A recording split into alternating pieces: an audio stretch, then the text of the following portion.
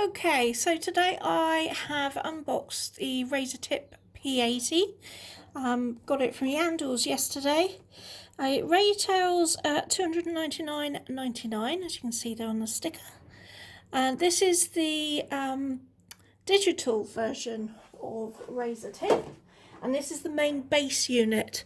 It does come with a secondary unit that you can buy separately. And what happens there is you take the side off, there's magnets on the side, you attach the unit, and then you can control it from the main base. You've got to have the base to do that, but they all connect up, and that way you can have up to three pens running together. That's a lot of money for what you want to do.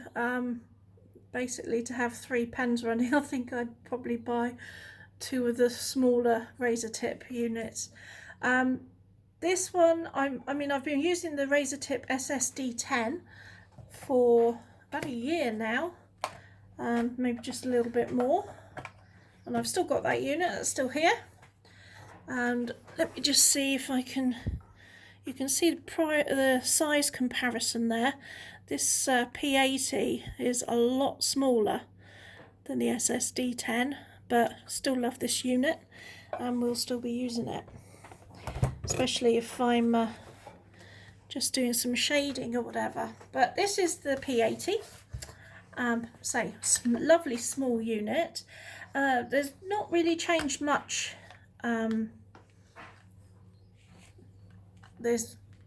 The P80 comes with this cable, there's one cable, and they've done this to actually fit with some electromagnetic regulations, and it's slightly different to the HD cable that was supplied with the SSD10. That's here. So it is slightly different just because of this little unit here that's actually in the lead. But what they're saying is that you can use your HD pens on this lead. And indeed they have actually supplied, you get one pen, which is the BPH Post pen. This is one where you can make your own nibs. You can use any of the Razortip nibs, and they have an extensive catalogue. So you can still use all your accessories if you have any and you've already had Razortip. You can use them on this unit, but that's how it comes. It comes supplied with this lead, the power lead, the main unit, and the BPH pen. That they say all accessories from Razortip will fit this unit, which is nice. There's no separate accessories needed. So let me just get that away. So I've just got out all my pens that I already have. I have a plethora of nibs as well that I also have, but I just wanted to give it a quick go and see what's so special.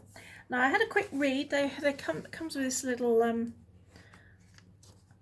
instruction manual and technical data, etc. in here. It's the English version. You turn it over and you get the French version. So all technical data is in here. They say about fully seating. Make sure that you're all fully connected. There's some tips there about cleaning, carbon build-up, etc., getting consistent heat. And there's also some frequently asked questions, and it says here, can I use a heavy-duty handpiece cord on the P80? And the answer is yes, you can. However, the P80's unique power output means that HD cords are no longer needed to make a difference when burning with heavier tips. This new cord will perform the same as an HD cord in all aspects. Now it says here also, is tip recovery time any different than other Razortip burners? And it says, yes, the P80 will provide tip heat recovery up to 3 times faster than previous burners, meaning that your tips will heat up faster and provide even burning while in contact with your burning surface. In most cases, you'll also notice that your pens are slightly cooler on your fingers than when used on previous burners. That's interesting. Now, I've never had a problem really. I know the pens get warm, but I've used some machines and I've had to protect my fingers. I've had to wear a glove, or I've had to make a little suede sleeve just to see, just to protect my fingers. In the manual, it also shows you about using these expansion modules, as you can see here, so that you can have pens going at the same time on different temperatures. Now, it's a great idea and I can see why you would do it. The only thing is the cost. It's an expensive way of doing it, I think. But I want to see how this base unit compares, and also, work out whether, well, actually, yeah, having 2 pens on the go at the same time, I can see it from a teaching aspect. That would be good. But I'm not so sure on the everyday aspect, because I don't know about you, but I just tend to use 1 pen at a time. I am a bit ambidextrous, but I'm not that ambidextrous to use both at the same time. Is it a good idea? Is it a gimmick? I think it has a place. Though it has different ways. There's basic operation, adjusting the heat settings, stopping power to deactivate the handpiece. That's interesting. Right, let's have a look. Let's have a look at the machine. So I'm just going to put on a ball nib for now. So power switch is at the back. Takes a few moments.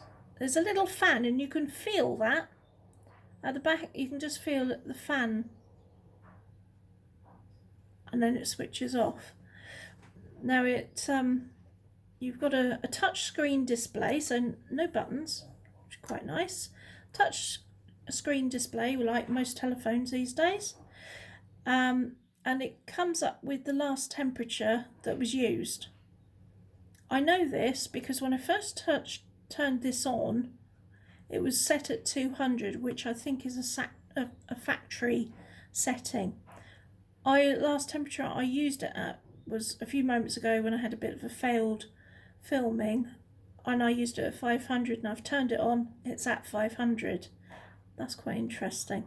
So it's got a memory in here which will remember your last 3 heat settings. So anyway, at the moment this is actually on standby. So you've got a green button, a bit like your computer. You've got plus and minus. It goes up, if you press the plus and minus, it goes up in 15-degree increments. You've also got numbers, so you can put in your own temperatures. Oh, minimum is 100. That's interesting. So it goes from 100 degrees. Let's see what and the maximum is 800. So that's quite hot. This at the moment is on standby. Now there's a sound button, and when the Yandles first got these in, I think it was Dan at Yandles said to me, I wonder why there's a sound button. Well, there's a sound button because some people don't like to hear bleeping, so you can turn the noise off and then you get a quiet keyboard. I quite like having the noise. It means to me I've pressed the button, although you can see that you've pressed the button. It's that confirmation for me.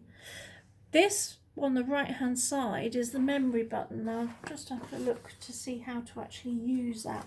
So using the memory button, the Razetip P80 has a built-in automatic memory function that allows you to recall the 3 most recently input keyed in heat settings. And every time you input a heat setting, it is automatically stored in the memory, along with the last 2 stored settings.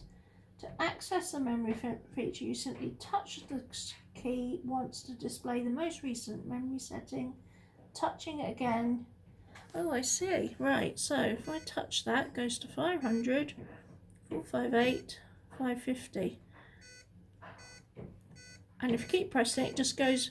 That's interesting. So if you say you are doing an illustration, and you've used a high heat setting in some areas and a couple of lower heat settings, and you've got to have keyed them in, you can just touch the button to go through those last heat settings rather than having to key them in and having to remember them.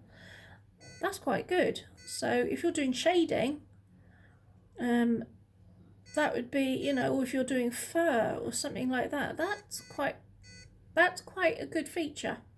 I like that one. Okay, this pen isn't on at the moment. If I hold it down, there's nothing coming out.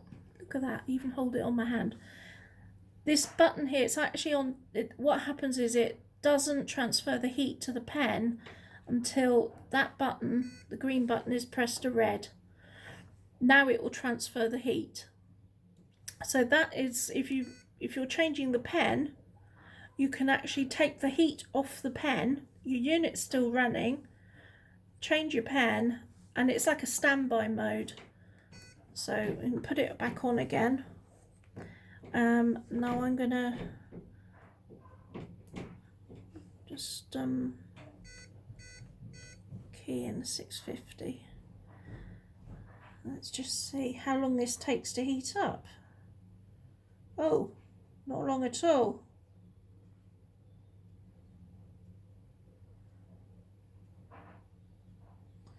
Not long at all, and also they were saying here that the heat transference is quicker. Definitely say it is. That's quite interesting. So normally, if I did something that quick, you wouldn't get the consistency. I think if I went up at 50, let's have a look.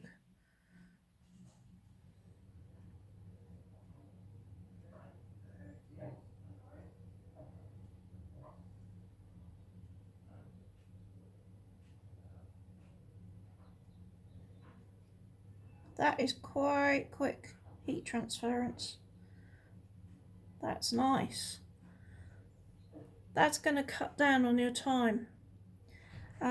If you're into doing calligraphy or signs, etc., and you're just doing a 1 temperature burn, you're going to be quicker. That's really interesting. Right, let's have a look. I'm just going to change to the shader. So let's put it on standby. See how. Gosh, that temperature's gone right down already.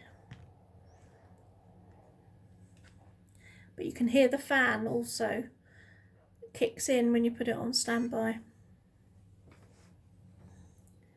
So let's just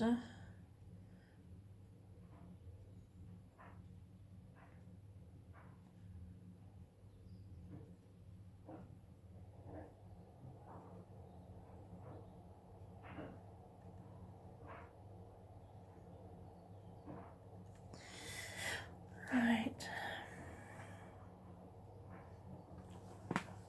I just want to see if we can tell a difference in the burns. So this at the moment, this is 700.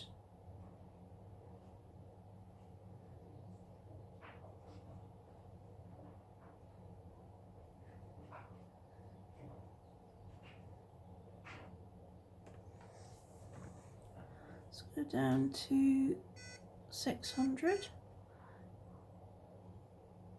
And that fan, I think, is part of the reason that the drop in temperature is quite quick.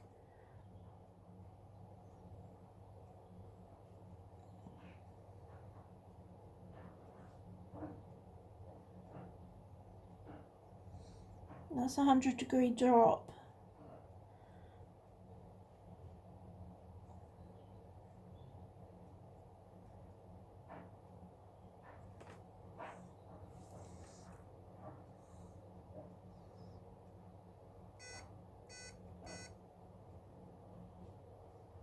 Let's just see.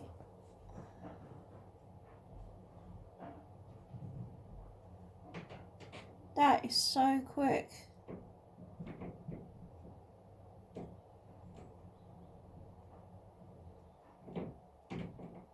Quick but controllable. That is nice. So if you, I don't know whether you can see there. So this end 700, this end, that's your 500. That's 200 degrees. That's 600 in the middle. So you can tell that was so quick to do. So yeah, I'm going to have fun with this. So the next few projects I'll use this and see how we get on. But for some larger pieces, I've specifically got some larger pieces in mind at the moment. Let's turn on to standby. But I think this is going to be really, really useful. Very quick. So 0.1, nice small unit, still weightable. So it's not moving around on the table, which is nice. It's still got some weight to it. Very clear, very easy to use. The only thing I would suggest is it is going to get covered in fingerprints. It would be nice if Razortip did like a, I don't know whether they do like a protective screen, a bit like you would with a phone. That would be quite nice, just to have a protective screen so you can, A, it's not going to get scratched, and B, you know, if something does get dropped on it, it's not going to get broken.